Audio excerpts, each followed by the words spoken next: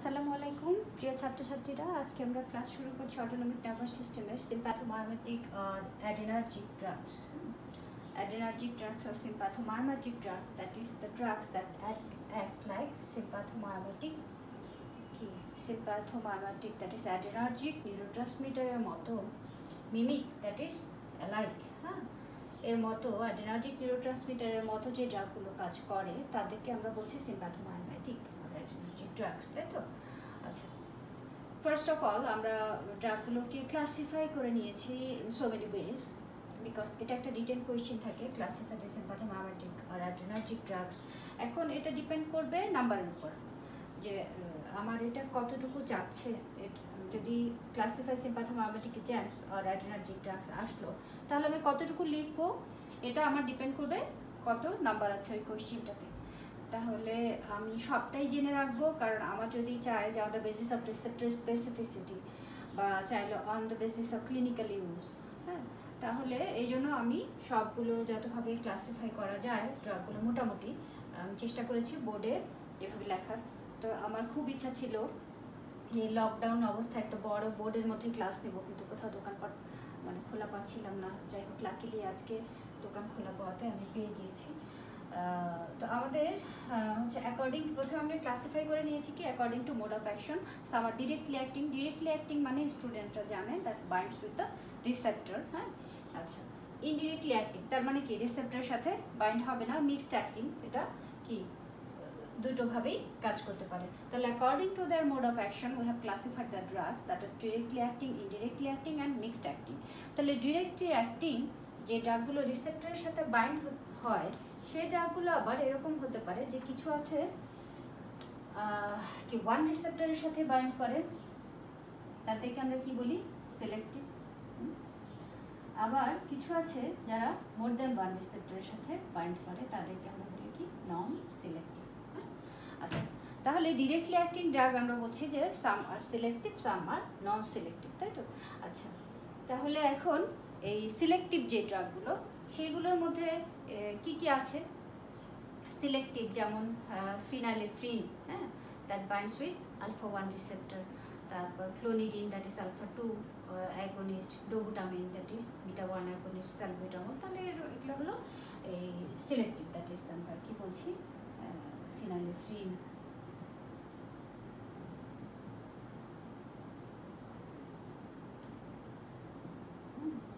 তারপরে ডোবুটামাইন, ক্লোনিডিন, এরকম যারা আছে receptor specific, that is binds with one receptor. Phenylephrine alpha 1, vitamin beta 1, clonidine beta 2, sorry alpha 2 against.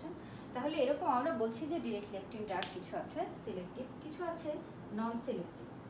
Non selective এই ড্রাগগুলো কি মোর দেন one receptor, এরা bind করবে মোর দেন ওয়ান রিসেপ্টর, দ্যাট ইজ কি অ্যাড্রেনালিন, নরঅ্যাড্রেনালিন। আচ্ছা, তারপরে ডোপামিন, এরা বাইন্ড করে মোর দেন ওয়ান রিসেপ্টর। আচ্ছা, তাহলে আমরা বলছি যে adrenaline acts on all the receptor, that is adrenaline all adrenergic receptor alpha beta সবার উপর কাজ করে কে adrenaline. All receptor alpha 1 2 beta 1 2 3 সবার উপর কাজ করে। নরঅ্যাড্রেনালিন আমরা বলছি যে its acts on alpha, that is alpha 1 2 and beta 1। আচ্ছা, তাহলে কিছু কিছু আমরা আচ্ছা, ডোপামিন হচ্ছে alpha beta 1 and dopaminergic, alpha beta and dopaminergic. তাহলে এই আমরা বলছি যে কিছু ড্রাগ যারা কিনা non selective, acts on more than one receptor, আর কিছু আছে সিলেক্টিভ, স্পেসিফিক কিছু রিসেপ্টরের সাথে বাইন্ড করে। তাহলে ড্রাগস ডিরেক্টলি অ্যাক্টিং গেল। ইনডিরেক্টলি অ্যাক্টিং বলতে আমরা কি বুঝি? ইনডিরেক্টলি অ্যাক্টিং ভেরি সিম্পল, যে এরা কি রিসেপ্টরের সাথে বাইন্ড করবে না। রিসেপ্টরের সাথে বাইন্ড না করলে কি করবে? তাদের অন্যভাবে কি করতে হবে? sympathomimetic অ্যাকশন প্রডিউস করতে হবে। দ্যাট ইজ আমরা বলছি যে drugs produces the action like adrenergic neurotransmitter, that is noradrenaline, adrenaline. তাদের মতো কাজ করতে গেলে তাহলে কি করতে হবে? তাকে এই সিনাপটিক ক্লেফটে নিউরোট্রান্সমিটারের নরঅ্যাড্রেনালিনের কনসেন্ট্রেশন বাড়াতে হবে, সেই ধরনের ড্রাগগুলোকে। তো এটা তারা কিভাবে করবে? ইনডিরেক্টলি অ্যাক্টিং ড্রাগগুলোকে কি করতে হবে তাহলে? সিম্পাথোমায়োমেটিক হতে হবে এই ড্রাগকে, দ্যাট ইজ তার এই যে অ্যাডেনার্জিক নিউরোট্রান্সমিটার নরঅ্যাড্রেনালিন এদের মতো অ্যাকশন প্রডিউস করতে গেলে কি করতে হবে? যদি তারা রিসেপ্টরের সাথে বাইন্ড না করে কাজ করে তাহলে এই নিউরোট্রান্সমিটারের concentration within the synaptic cleft তাদেরকে বাড়াতে হবে। এখন আমরা দেখি যে কিভাবে বাড়ায় এরা। একটা হচ্ছে আমরা বলছি এই ইনডিরেক্টলি অ্যাক্টিং গ্রুপটা কি দুটো আছে। একটা হলো কি increase the concentration of noradrenaline, increase the release of noradrenaline from the presynaptic nerve terminal to the synaptic cleft. এটা একটা গ্রুপ যে কিনা ইনক্রিজ রিলিজকে ইনক্রিজ করে। আরেকটা গ্রুপকে বলছি যে কি করে, তাহলে এই গ্রুপটা কি করে? ইনক্রিজ রিলিজ, ঠিক আছে। আরেকটা গ্রুপ কি করে? inhibit the reuptake of released noradrenaline by the presynaptic nerve terminal.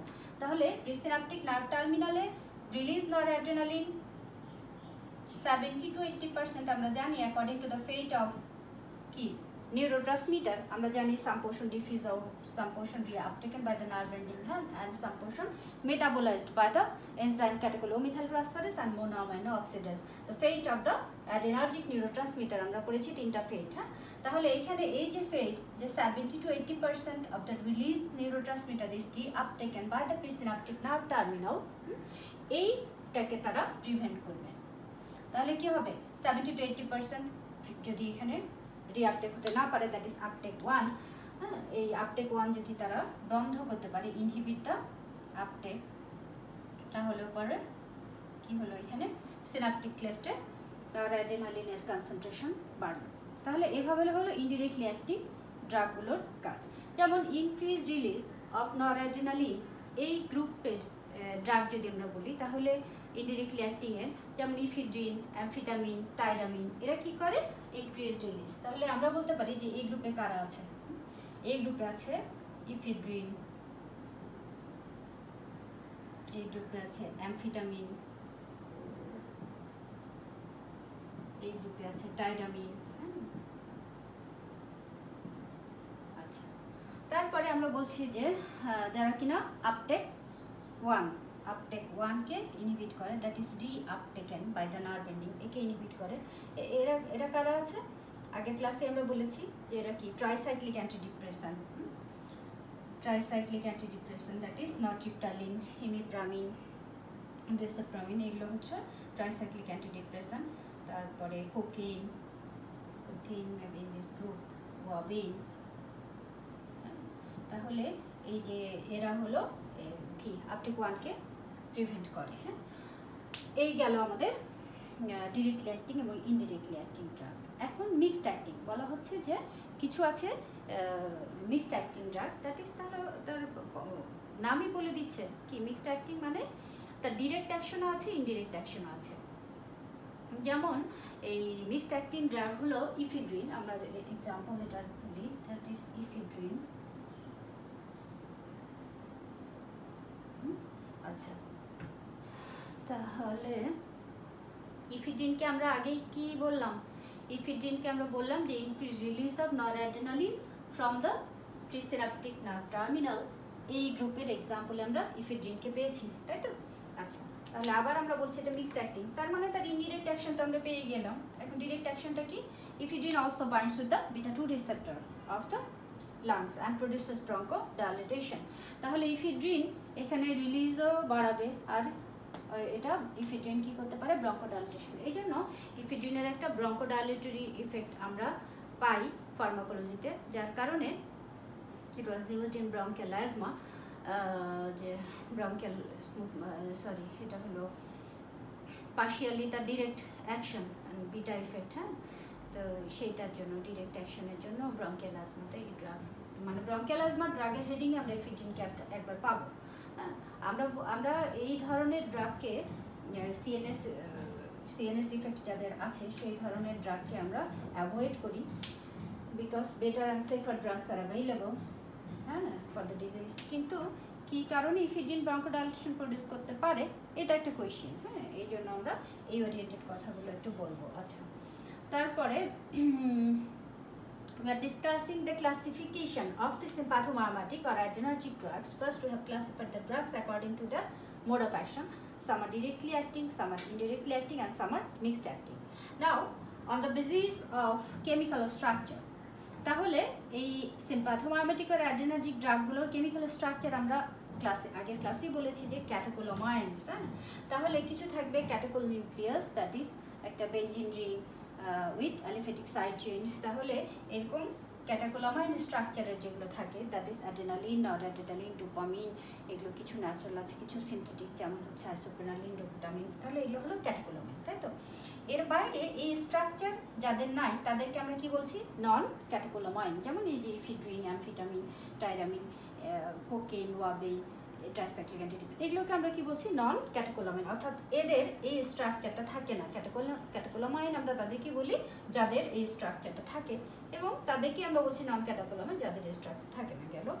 আচ্ছা, এখন on the basis of receptor specificity, যদি তোমার কাছে চাওয়া হয় যে রিসেপ্টর স্পেসিফিসিটিতে ড্রাগগুলোকে ক্লাসিফাই করো, তাহলে কিভাবে আমরা ক্লাসিফিকেশনটা লিখবো, তাই না?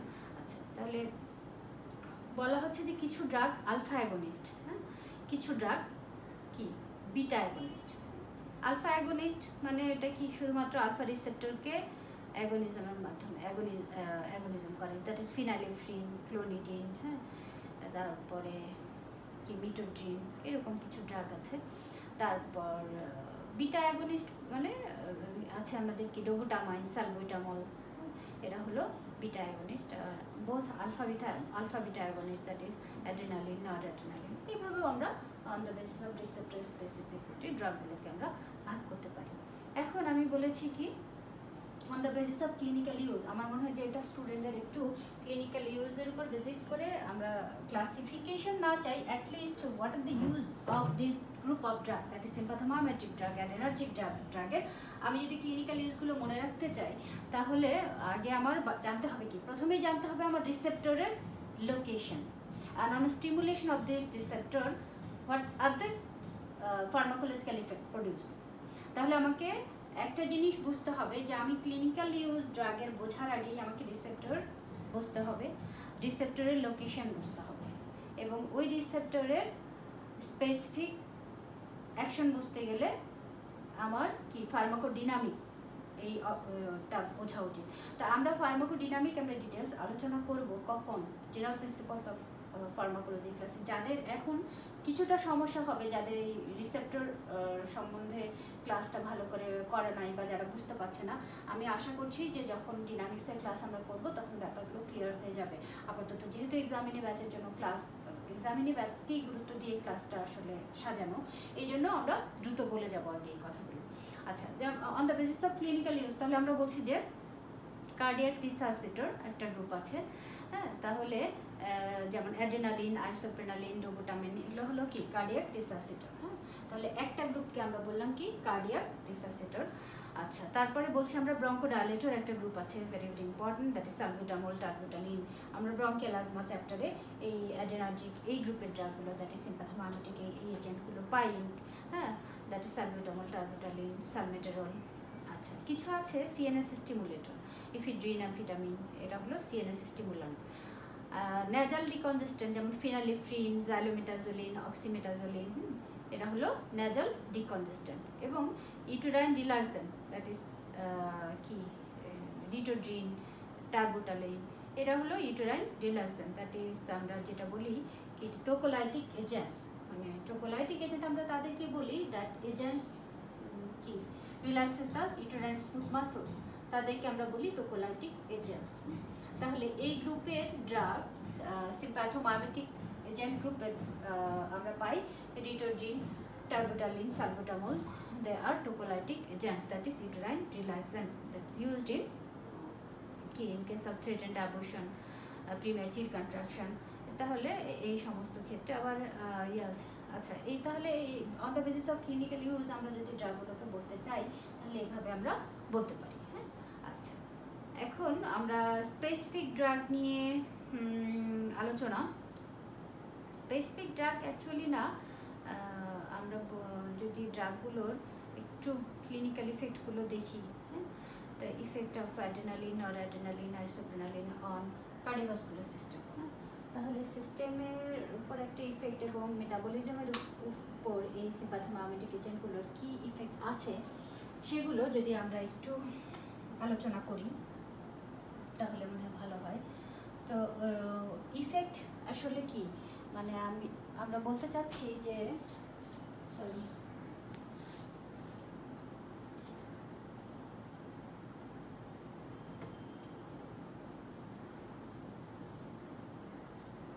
we are discussing about the effect of sympathomimetic agents over the cardiovascular system. তাহলে আমরা বলছি যে কার্ডিওভাস্কুলার সিস্টেমে তাদের ইফেক্টগুলো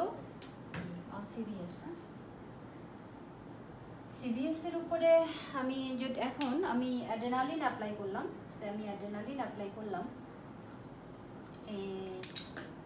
ভেরি স্লো আইভি ইনফিউশনে আমি যদি অ্যাড্রেনালিন দিই তাহলে দ্যাট ইজ লো ডোজে আমি অ্যাড্রেনালিন দিলাম, তাহলে হার্টে কি হবে, ব্লাড ভেসেলে কি হবে, তাই তো? আচ্ছা, তাহলে হার্টে আমার অ্যাড্রেনালিন আমি দিলাম স্লো আইভি ইনফিউশনে, জিনিসটা খেয়াল করো, আমি অ্যাড্রেনালিন দিচ্ছি বললাম স্লো আইভি ইনফিউশনে লো ডোজে। আচ্ছা সরি, লো ডোজে আমি দিচ্ছি। তো এই লো ডোজে আমি যখন অ্যাড্রেনালিন দিচ্ছি আমরা বলছি যে এখানে adrenaline over the heart and also on the blood vessels কী করবে, তাই তো? আচ্ছা, তাহলে আগে আমার জানতে হবে অ্যাড্রেনালিন লো ডোজে কোন কোন রিসেপ্টরের উপরে কাজ করবে। আচ্ছা, তাহলে এটা হার্টে রিসেপ্টর বিটা 1কে স্টিমুলেট করবে। অন দ্য আদার হ্যান্ড ভেসেলে কি আছে, আলফা অ্যান্ড বিটা, তাহলে এখানকার আলফা 1 অ্যান্ড বিটা 2কেও স্টিমুলেট করবে। আচ্ছা, এই জন্য বললাম যে ইফেক্টগুলো বুঝতে গেলে সিম্পাথোমাইমেটিক অ্যাড্রেনার্জিক ড্রাগের যে কোনো effect either metabolism or cardiovascular or clinical বুঝতে গেলে আমাকে রিসেপ্টরের লোকেশন অ্যান্ড দ্যার স্টিমুলেশন, তো এইগুলো জিনিস বুঝতে ক্লিয়ার কনসেপ্ট থাকতে হবে। হ্যাঁ, আচ্ছা, তাহলে আমরা বলছি যে অ্যাড্রেনালিন ইন লো ডোজ, হ্যাঁ, দ্যাট ইজ স্লো ইন্ট্রাভেনাস ইনফিউশনে, এটা রিটেনে অনেক সময় এই কোশ্চেনটা থাকে এবং এটা প্র্যাকটিক্যাল আছে। আচ্ছা, তারপরে অনেক সময় অস্পিতে ছোটো কোশ্চেন দেওয়া হয় এটা থেকে। তাহলে স্লো ইন্ট্রাভেনাস ইনফিউশন আমি বলছি যে adrenaline alpha 1 beta 1 effect of the heart that produces its কি positive inotropic and positive chronotropic effect, that is increase force of contraction and increase heart rate. আচ্ছা, তাহলে chronos means rate, positive chronotropic, positive inotropic, হ্যাঁ, এই যে আমরা বলি প্যাথমোট্রপিক ড্রোমোট্রপিক ইফেক্টগুলো, এগুলো কি?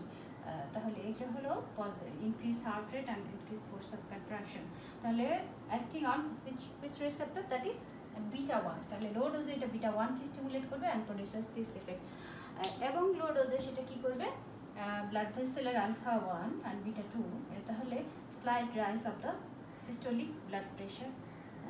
আচ্ছা, তাহলে এটা কি সিস্টোলিক ব্লাড প্রেশারের স্লাইড রাইজ, এটা কোন ইফেক্ট বোঝা যাচ্ছে, that is the alpha 1 stimulation. আচ্ছা, তারপরে slight fall of the diastolic blood pressure, কোন ইফেক্ট বোঝা যাচ্ছে, that is the beta 2 effect, and mean pressure is more or less unchanged. হ্যাঁ, আচ্ছা, তাহলে এটা গেল অ্যাড্রেনালিনের লো ডোজে সিভিএসে কি ইফেক্ট প্রডিউস করে। হ্যাঁ, আচ্ছা, এখন আমরা দেখি নর অ্যাড্রেনালিন কি করবে। হ্যাঁ, এখন নর অ্যাড্রেনালিন যদি আমি দিই, দ্যাট ইজ কি ডোজ একই, আমি অল্প ডোজে দিচ্ছি। নর অ্যাড্রেনালিন হার্টের বিটা 1 রিসেপ্টরকে স্টিমুলেট করবে। নর অ্যাড্রেনালিন ডোজ একই, আমরা বলছি যে একই ডোজে আমি কি দেব, নর অ্যাড্রেনালিন। তো এখন কি হবে, হার্টে এটা কি করবে আর ব্লাড ভেসেলে কি করবে, তাই তো? তাহলে আমরা বলছি যে ইনিশিয়ালি কি ব্লাড প্রেশারটা বাড়াবে, হার্টের ব্লাড প্রেশার ইনিশিয়ালি কি বাড়বে, দ্যাট ইজ ইনিশিয়াল হার্টের রেট বাড়বে, ব্লাড প্রেশার বলছি আমি, সরি বললাম যে হার্টের due to beta 1 receptor stimulation initially, that is tachycardia, হ্যাঁ, আচ্ছা, এই ট্যাকিকার্ডিয়ার ফলে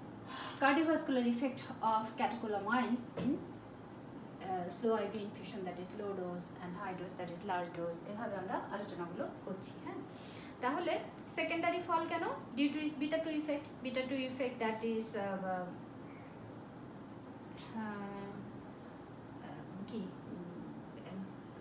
কি বলছিলাম আমরা? হ্যাঁ, comes back to normal immediately, comes back to, তাহলে র্যাপিড, অ্যান্ড কারণ হচ্ছে যে beta 2 effect, the effect of adrenaline on the blood vessel হচ্ছে কজেস ভেসোডাইলেশন। হ্যাঁ, blood vessels of the skeletal মাসেলে বিটা 2 এই ইফেক্টের জন্য, তাহলে blood vessels of the skeletal muscles যেখানে যেখানে বিটা 2 আছে তাদের ভেসোডাইলেশনের জন্য এই সেকেন্ডারি ফলটা আমি পাবো, that is fall of the blood pressure. তাহলে আমরা বলছি কি প্রিডমিনেন্ট ইফেক্ট অফ আলফা 1, এই জন্য পেরিফেরাল রেজিস্ট্যান্স বাড়ার জন্য sharp rise of the blood pressure, এই ইফেক্টটা আলফা 1 ইফেক্টটা হলো predominant, along with beta 1 effect তো তার আছেই হার্টে, তাই না? বিটা 1 ইফেক্ট যেটা কিনা ফোর্স অফ কন্ট্রাকশন এবং হার্ট রেট বাড়া ছিল এবং ব্লাড প্রেশার বাড়ার কারণ আমরা পেয়েছিলাম লো ডোজে। তাহলে হাই ডোজে আমরা বলছি যে দিস ইফেক্ট ইজ প্রিডমিনেন্ট। তাহলে sharp rise of the blood pressure due to alpha 1 effect and also the beta 1 effect, predominant effect is predominant is alpha 1। তারপর আমি বলছি যে sharp fall of the blood pressure tracing আমরা পাচ্ছি কেন? যে enzymatic metabolism হয়ে যাবে। হ্যাঁ, আচ্ছা, তারপরে বলছি সেকেন্ডারি রাইজ ডিউ টু কি স্কেলিটাল মাসেলের যে ব্লাড ভেসেলস সেখানে কি আছে বিটা 2, এই ভেসোডাইলেশনের জন্য আমরা fall of the blood pressure পাচ্ছি। আমি বোঝাতে পারলাম কিনা জানি না, মানে এটা হলো ব্লাড প্রেশারের উপর তাদের ইফেক্ট। আচ্ছা, এখন স্টুডেন্টদের একটা জিনিস আমি একটু ক্লিয়ার করে দিতে চাই, সেটা হলো যে আলফা, আমরা যে বলছি আলফা ইফেক্ট, হ্যাঁ, তো এই আলফা ইফেক্ট প্রিডমিনেন্ট, এখানে alpha effect predominant but duration is short. মানে জিনিসটা হলো এটা যদি আলফা ইফেক্ট হয়, এটা যদি আলফা ইফেক্ট হয় তাহলে এটা হবে বিটা ইফেক্ট। এটা আলফা, এটা বিটা। তার মানে আলফা ইফেক্টে আমি বলছি যে alpha effect is predominant but duration is short, whereas the beta effect হলো not predominant but duration is long। Beta ইফেক্টটা হলো প্রিডমিনেন্ট না, কিন্তু এর ডিউরেশনটা আমি পাবো লং।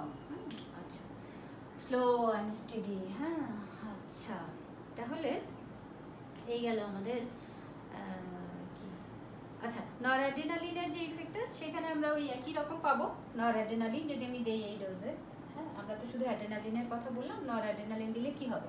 নরঅ্যাড্রেনালিন দিলেও একই জিনিস হবে, sharp rise and sharp fall due to একই কজ। কি পাবো না, শুধু সেকেন্ডারি ফলটা পাবো না। কেন? কি নাই নরঅ্যাড্রেনালিনের বিটা 2 ইফেক্ট নাই, ভেরি সিম্পল। আচ্ছা, তাহলে tracing of the blood pressure almost একই, শুধু কি পাবো না আমি সেকেন্ডারি যে ফলটা হচ্ছে এটা পাবো না। আচ্ছা, এই গেল আমাদের রিগার্ডিং দ্য নরঅ্যাড্রেনালিন আর অ্যাড্রেনালিন কি ব্লাড প্রেশার উপর তাদের কী ইফেক্ট আছে। হ্যাঁ, আচ্ছা, এখন আমরা একটু মেটাবলিজমে যদি তাদের ইফেক্টগুলোর দিকে তাকাই, কার অ্যাড্রেনালিন নরঅ্যাড্রেনালিন এর, তাহলে মেটাবলিজম আমরা বলতেছি যে তারা ব্লাড সুগার, ব্লাড গ্লুকোজ লেভেলের কী করবে, কার্বোহাইড্রেটের কী করবে, এগুলো একটু আমাদের জেনে রাখা এবং এর ফিজিওলজিটা বুঝে রাখলে পরে ড্রাগের ইফেক্ট বুঝতে কষ্ট হয় না।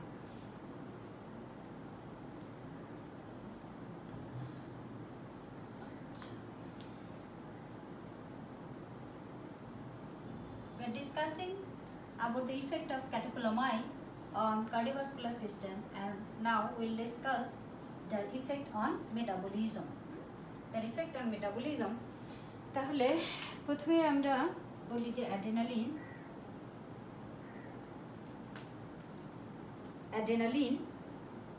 লিপিডের উপরে কি কাজ করে। হ্যাঁ, লিপিড মেটাবলিজমে অ্যাড্রেনালিনের রোলটা কি? তাহলে অ্যাড্রেনালিন আমরা বলছি যে অ্যাক্টস অন বিটা 3 রিসেপ্টর, আমরা জানি অন দ্য অ্যাডিপোজ টিস্যু, তাহলে লাইপোলাইসিস করে, হ্যাঁ, দ্যাট ইজ ট্রাইগ্লিসারাইডকে ভেঙে ফ্রি ফ্যাটি অ্যাসিড এবং গ্লিসারল করে। তাহলে অ্যাড্রেনালিন ফ্রি ফ্যাটি অ্যাসিড, অ্যাড্রেনালিনের মেটাবলিজমের উপর রোল কি? ব্লাড লেভেলে সে ফ্রি ফ্যাটি অ্যাসিড লেভেলটাকে ইনক্রিজ করবে। আচ্ছা, এখন যদি ব্লাড গ্লুকোজ লেভেল, গ্লুকোজের মেটাবলিজমে যদি তাকাই, তাহলে একটা গেল তো লিপিডের উপরে। হ্যাঁ, গ্লুকোজে কি করবে, beta 2 receptor on the liver আছে না, beta 2 receptor present in the liver. We are discussing about the, বোর্ডটা একটু শুকানোর অপেক্ষা করছিলাম, এখানে আসলে বোর্ডটা যখন আমি মুছছি ওখানে পানি আছে, তো পানির জন্য হচ্ছে না, লেখাটা বোঝা যাচ্ছে না। যাই হোক, তাহলে অ্যাড্রেনালিন অ্যাক্টস অন, আমরা বলছি কি, ফ্যাট গ্লুকোজ। আচ্ছা, কোথায় কি কাজ করবে, তাই তো? তাহলে আমরা বললাম যে যদি লিপিডে হয় তাহলে এটা কি করবে, লিপিড মেটাবলিজমে তার এটা কি ফ্রি ফ্যাটি অ্যাসিড বাড়াবে, increase free fatty acid level. তো ফ্রি ফ্যাটি অ্যাসিড লেভেল বাড়াচ্ছে কেন, যে এটা বিটা 3 রিসেপ্টর আছে কোথায়, অ্যাডিপোজ টিস্যুতে। অ্যাডিপোজ টিস্যুতে beta 3 receptor present in the adipose tissue. এখন আমরা বলছি যে লিভারে কি আছে, বিটা 2, লিভারের যে বিটা 2 রিসেপ্টর আছে। আমি তো আগেই বলেছি আমি ভালো ছবি আঁকি না, তাহলে আমি চেষ্টা করি তারপরে ছবি আঁকার, জানি না কেন, আচ্ছা বোঝানোর জন্য আর কি। তাহলে এখানে কি আছে, এখানে বিটা 2 রিসেপ্টর লিভারের মধ্যে বসে আছে, তাই তো? আচ্ছা, এখন আমরা বলছি যে কি হবে বিটা 2 ইন দ্য লিভার, এটার ব্লাড গ্লুকোজ লেভেলে কি রোল অ্যাড্রেনালিনের। We are discussing the role of adrenaline on metabolism. তাহলে গ্লাইকোজেনোলাইসিস, হ্যাঁ, যেই প্রসেসটা, দ্যাট ইজ গ্লাইকোজেন ভেঙে গ্লুকোজ হয়, সো ব্লাড গ্লুকোজ লেভেল বেড়ে যায়। হ্যাঁ, আচ্ছা, এই কাকে, এই বিটা 2 এর ইফেক্ট আমরা, হ্যাঁ, মানে বিটা 2 এর উপর অ্যাড্রেনালিনের যে অ্যাকশন, সেই অ্যাকশনে কি হয় সেটা বলছি আমরা। আর also neoglucogenesis, that is non carbohydrate source থেকে যে গ্লুকোজ আসে। So ultimate effect is increase blood glucose level by কি, অ্যাড্রেনালিন। এখন আরেকটা দেখো, এটা গেল কি, ব্লাড গ্লুকোজ লেভেলে অ্যাড্রেনালিন কি রোল প্লে করে, একটা গেল তার লিভারে বিটা 2 ইফেক্টের জন্য, আরেকটা হলো beta cells of the islets of Langerhans of pancreas. এখানে কি আছে, বোথ আলফা অ্যান্ড বিটা। তাহলে islets of Langerhans of pancreas, sorry এটা গেল লিভারে, আরেকটা আমরা বলছি যে প্যানক্রিয়াসে যে আইলেটস অফ ল্যাঙ্গারহ্যান্স, সেখানে বোথ আলফা অ্যান্ড বিটা, এই দুটো রিসেপ্টর এখানে আছে। তাহলে প্যানক্রিয়াসের বিটা সেল, প্যানক্রিয়াসের বিটা সেল, আমরা জানি অনেকগুলো সেল আছে, তাই না, আলফা বিটা ডেল্টা এরকম অনেকগুলো সেল আছে। তো আমরা beta cell of the pancreas, beta cell of the কি, that is islets of Langerhans of pancreas, এখানে আলফা এবং বিটা দুটো ইফেক্ট আছে। তো আলফা রিসেপ্টর যদি স্টিমুলেটেড হয় of that beta cell of islets of Langerhans of pancreas, that causes decreased release of insulin, that is increase blood glucose level. আর adrenaline যদি beta 2 এর উপর, বিটা 2 কে স্টিমুলেট করে, তাহলে হবে increase release of insulin, that decrease the blood glucose level. কিন্তু আমরা বলছি যে as adrenaline alpha receptor action is always predominant over beta action, এই জন্য that is rise of the blood glucose level। তাহলে এখানেও সে কাজ করে ব্লাড গ্লুকোজ লেভেল বাড়াবে। আচ্ছা, তাহলে আলটিমেটলি অ্যাড্রেনালিন তার লিভারের বিটা 2 স্টিমুলেশন হোক, আর প্যানক্রিয়াসের আইলেটস অফ ল্যাঙ্গারহ্যান্সের যে beta cell of the islets of Langerhans, we get the alpha and beta receptor, সেখানে স্টিমুলেশনের মাধ্যমেই হোক, আলটিমেটলি অ্যাড্রেনালিন কি করে, ব্লাড গ্লুকোজ লেভেল বাড়ায়। হ্যাঁ, আচ্ছা, হ্যাঁ, আবার alpha cell of the islets of Langerhans আছে না, সেখানে যদি অ্যাড্রেনালিনের ইফেক্ট আমরা দেখি, তাহলে কি করবে অ্যাড্রেনালিন, ওখানে আলফা সেলকে স্টিমুলেট করে কি করে, increase release of glucagon and increase blood glucose level. তাহলে তার ইফেক্টটাই হলো ব্লাড গ্লুকোজ লেভেলকে বাড়াবে, কে, অ্যাড্রেনালিন। আচ্ছা, এখন আমরা একটু ছোট করে আলোচনা করব অ্যাড্রেনালিন আর অ্যাড্রেনালিন, ডোপামিন, এগুলোর কি ক্লিনিক্যাল ইফেক্টগুলো, ক্লিনিক্যাল ইউজ এবং pharmacological effect as a whole. দেখো, অ্যাড্রেনালিনের অনেক সময় ভাইভাতে কোয়েশ্চেন করা হয় যে what are the uses of adrenaline, বা ক্লিনিক্যাল ইউজ কি আছে বলো। তাহলে adrenaline acts on so many receptor, হ্যাঁ, এই অ্যাড্রেনার্জিক সিস্টেমে যতগুলো রিসেপ্টর আছে, আলফা 1 2 বিটা 1 2 3 সবার উপর কাজ করে, তাহলে অ্যাড্রেনালিন ড্রাগটা কি নন সিলেক্টিভ।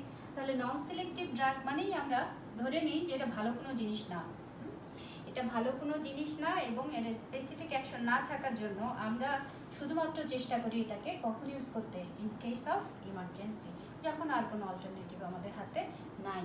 আমরা সাধারণত কোনো ক্রনিক কন্ডিশন বা যেখানে সেফার ড্রাগস আর অ্যাভেলেবল, সেই ক্ষেত্রে আমরা নন সিলেক্টিভ ড্রাগ অ্যাভয়েড করার চেষ্টা করি। We are discussing about the various pharmacological effects and uses of adrenaline. আচ্ছা, তাহলে আমরা বলছি প্রথমেই এই ড্রাগটা কি সিলেক্টিভ, এর কোনো সিলেক্টিভিটি নাই, এ সবার উপরে কাজ করে, সবাইকে স্টিমুলেট করে। হ্যাঁ, alpha 1 alpha 2 beta 1 beta 2 beta 3 সবাইকে স্টিমুলেট করবে কে, অ্যাড্রেনালিন। তাহলে ভালো কিছু না জিনিসটা। আচ্ছা, ভালো না আবার ভালো কেমন, যে এটা ইফেক্টস আমরা বলছি যে non specific, but effects is very short. তাহলে ইট ইজ ইউজড ক্লিনিক্যালি কখন, only in some acute condition, কখন আমার দরকার সবগুলো রিসেপ্টরকে একসাথে স্টিমুলেট করে আমি ভালো ইফেক্টটা পেতে চাই, কখন আমি যে কোনো life threatening condition. Number 1 is the anaphylactic shock.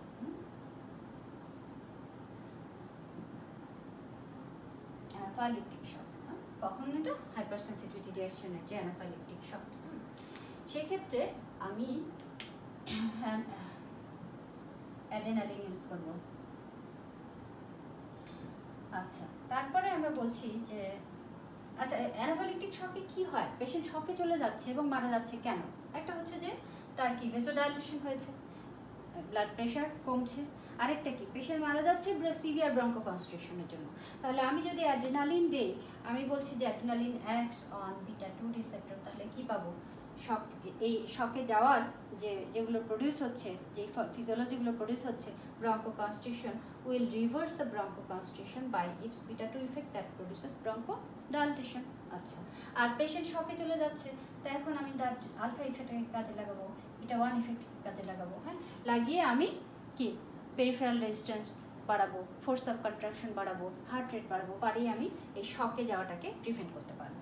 So adrenaline used in anaphylactic shock for its beta 2 and its alpha 1 and beta 1 effect. হ্যাঁ, এই এক্সপ্লেনেশনটা ভাইবে অনেক সময় জানতে চাওয়া হয়। ধরো পেনিসিলিন থেকেও কোয়েশ্চেনটা আসতে পারে যে পেনিসিলিনের লাইফ থ্রেটেনিং অ্যাডভার্স ইফেক্ট বলো, তো তুমি বললে কি টাইপ 1 হাইপার সেন্সিটিভিটি রিঅ্যাকশন, তাই তো, antigen antibody reaction, type 1 hypersensitive reaction বলবে, কি হয় এখানে যে অ্যানাফাইলেকটিক শকে চলে যেতে পারে। তাহলে অ্যানাফাইলেকটিক শকের ম্যানেজমেন্ট বলো। তো প্রথম ড্রাগ তুমি এখানে কী বলছো, অ্যাড্রেনালিন, তারপরে তুমি বাকি কিছু বলবে, তো অ্যান্টিহিস্টামিন বলবে, তারপরে তুমি কি স্ট্যাবিলাইজার বলবে, মাসেল। আচ্ছা, এখানে অ্যাড্রেনালিনও কিন্তু মাসেল স্ট্যাবিলাইজার, মাসেলকে স্ট্যাবিলাইজ করে, that is further release of histamine হতে দিবে না, কোত্থেকে, মাসেল থেকে। তাহলে এখানে আমি অনেকগুলো অ্যাডভান্টেজ পাচ্ছি for using adrenaline in case of anaphylactic shock।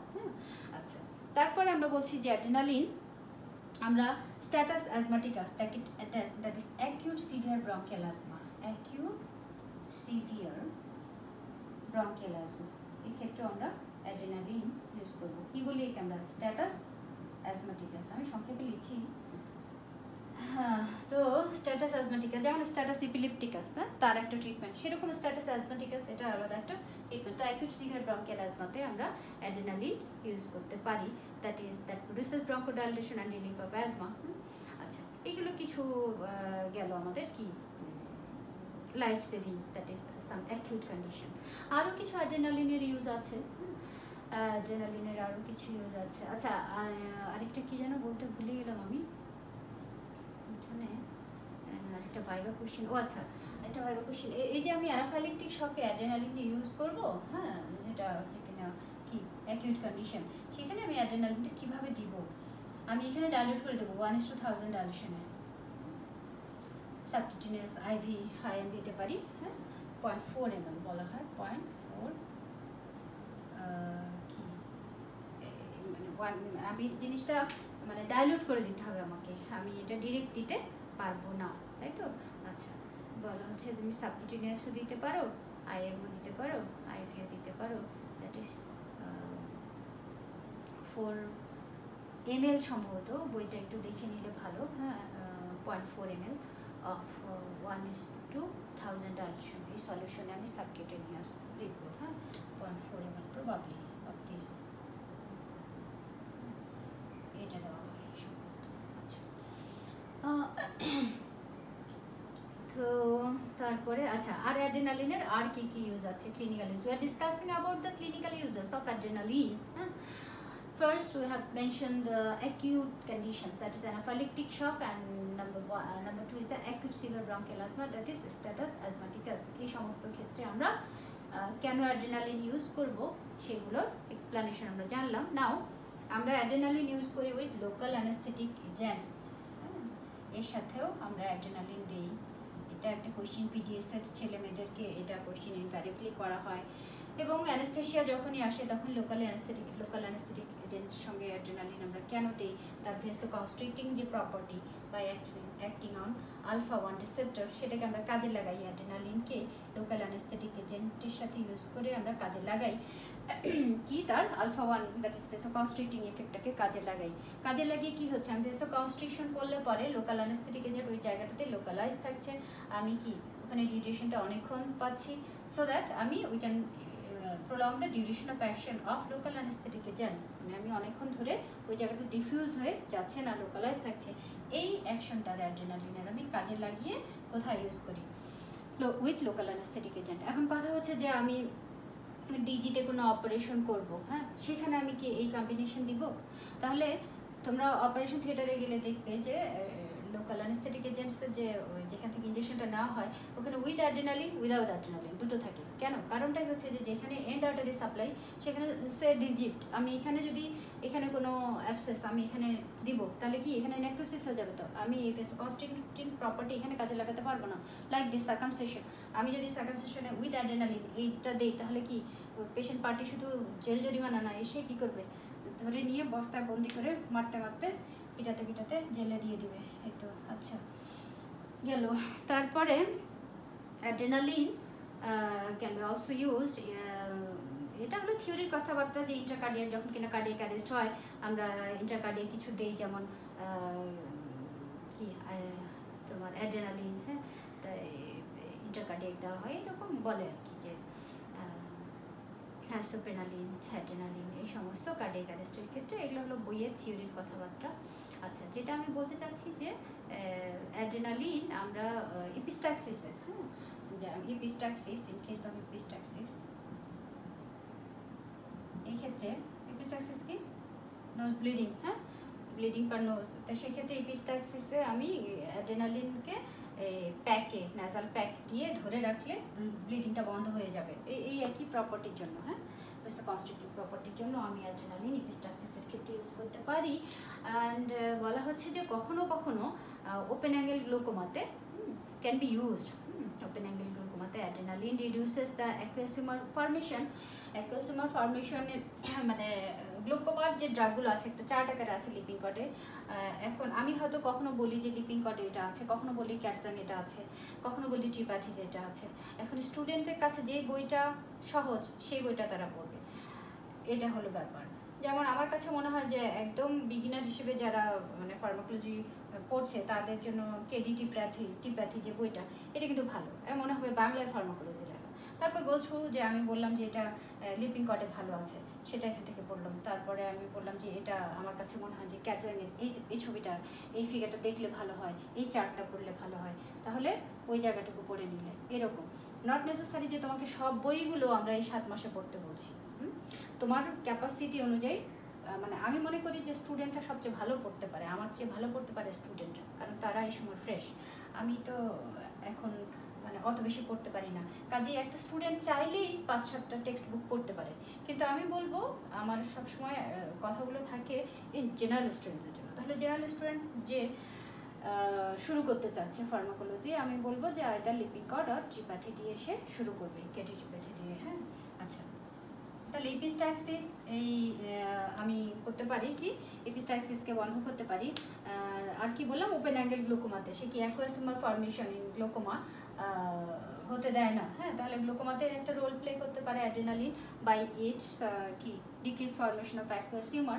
হ্যাঁ, তাহলে আমরা নট অ্যাকচুয়ালি অ্যাড্রেনালিন, ইটস ডিপিভেফ্রিন অ্যাড্রেনালিনের একটা প্রোডাক্ট ডিপিনেফ্রিন, বানানটা সম্ভবত পেফ্রিন অথবা আরএফ, ডিপিনেফ্রিন। তো এই পেফ্রিন অ্যাকচুয়ালি ডিপিনেফ্রিন ঠিকই আছে, ডিপিনেফ্রিন আরআইএনই। তো এই ডিপিনেফ্রিনটাই আমরা ইউজ করি কোথায়, ডিপি। তো এটা একটা প্রোডাক্ট অফ অ্যাড্রেনালিন। আমার বানানটা ভুল হতে পারে, যে কারণে আমি বোর্ড থেকে বুঝে এটা বানানটা একটু দেখে আমার লেখা উচিত, আমার এই মুহূর্তে ঠিক মনে পড়ছে না। যাই হোক, তো এই অ্যাড্রেনালিনের যে প্রোডাক্টটা সেটা আমরা অ্যাপ্লাই করি। Product of adrenaline that is 17 times more potent than adrenaline. This product is used to reduce the intraocular pressure that in case of glaucoma that reduces the aqueous humor formation. Sorry, aqueous humor formation কে কমায়। এখন তাহলে অ্যাড্রেনালিনকে আমরা কোন ধরনের শকে use করলাম? In case of anaphylactic শক। এখন অ্যাড্রেনালিনকে কোন ধরনের শকে ইউজ করি? এটা একটা ভাইভা কোশ্চেন অনেক সময় করা হয়, কেন আমি অন্য কার্ডিওজেনিক শকে নরঅ্যাড্রেনালিনকে ইউজ করবো না, ডোপামিনকে আমি কী ধরনের শকে ইউজ করি, কেন আমি ডোপামিনকে প্রেফার করব ইন কি congestive cardiac failure, that is cardiogenic শকে আমি কেন ডোপামিনকে প্রেফার করছি?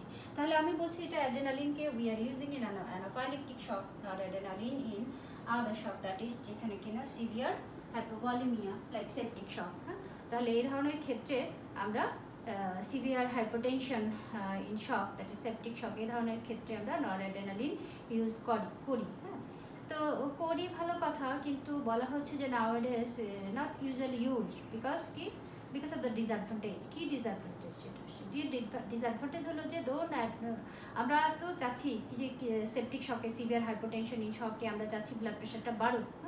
দো noradrenaline causes increase heart rate and force of contraction, thereby increase blood pressure.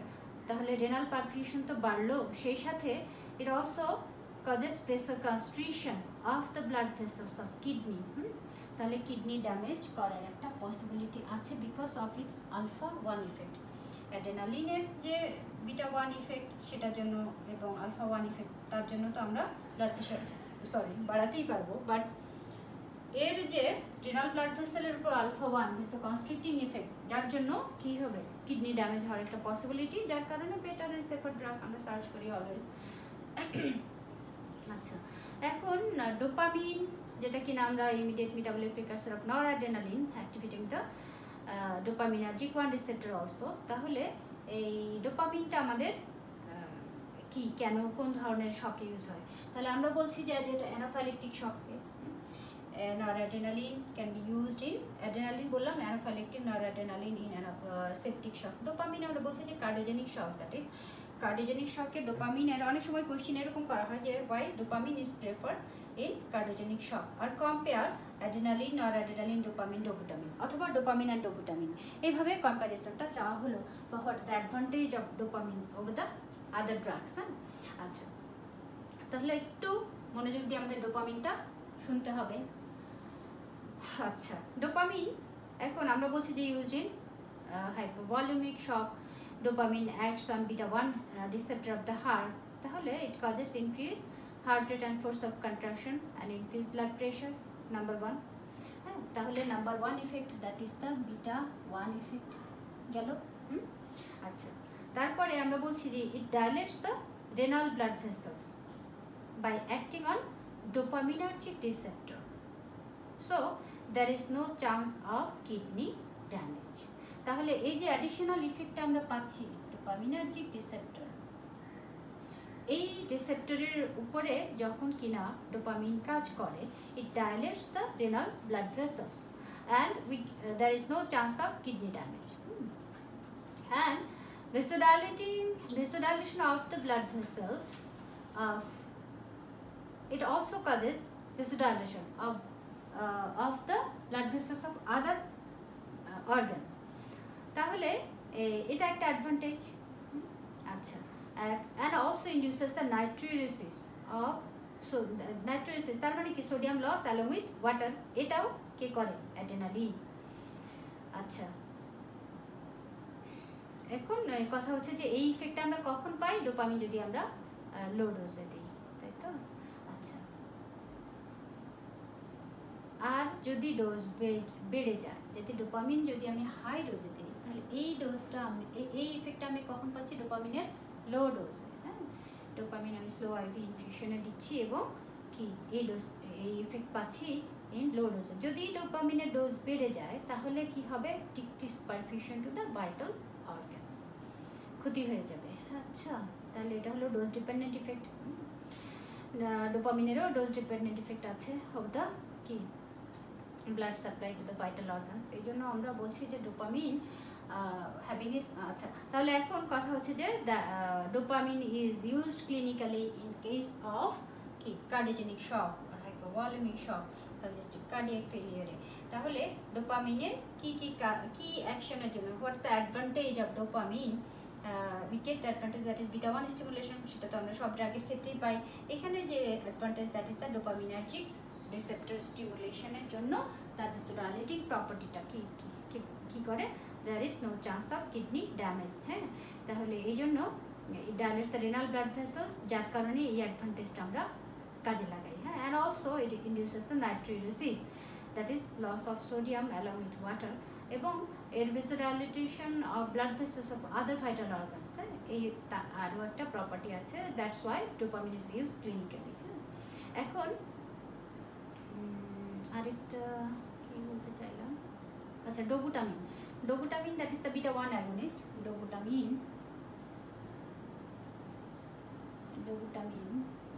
Beta 1 agonist. হ্যাঁ, এখন বলা হচ্ছে যে তাহলে আমি ডোবুটামিনকে ইউজ করলে অসুবিধা কি? হ্যাঁ, ইন কেস অফ শক আমি কনজেস্টিভ কার্ডিয়াক ফেলে ডোবুটামিন ইউজ করবো, ডোপামিনই করতে হবে এমন কোনো কথা আছে নাকি? হ্যাঁ, ডোবুটামিনেও করা যাবে। ডোবুটামিন হ্যাজ এটা কি বিটা 1 ইফেক্টে হার্ট রেট বাড়াবে, ফোর্স অফ কন্ট্রাকশন বাড়াবে, সবই ঠিক আছে। এবং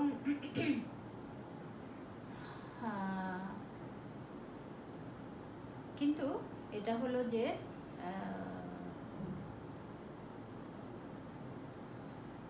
কি কোনো তার যে ডোপামিনার্জিক যে ওয়ান ইফেক্ট অ্যাডভান্টেজ যেটা আছে ইন কেস অফ ডোবুটামিনের ক্ষেত্রে আমরা সেই ইফেক্টটাকে পাবো না। এই জন্য এখন পর্যন্ত আমরা কি বলছি যে ড্রাগ অফ চয়েস আমি বলবো না, আমি বলবো যে congestive cardiac failure drug of choice আলাদা, আমরা যখন সেই সিরিয়াস পড়বো তখন জানবো। আমরা বলছি যে in comparison to other drugs, dopamine is the কি rational drug in case of কি cardiogenic shock, that is congestive cardiac ফেলিয়ারে। আমরা যদি সিম্প্যাথোমাইমেটিক এজেন্টসগুলোকে আলোচনা করি তাহলে পরে this is the rational drug for using in hypovolaemic শক।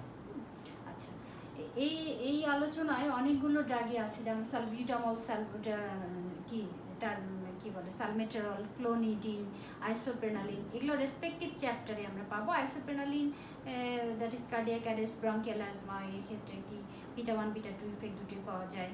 আইসোপ্রেনালিন এগুলো ক্ষেত্রে আসলে ইউজ হয় না, এগুলো থিওরির কথাবার্তা।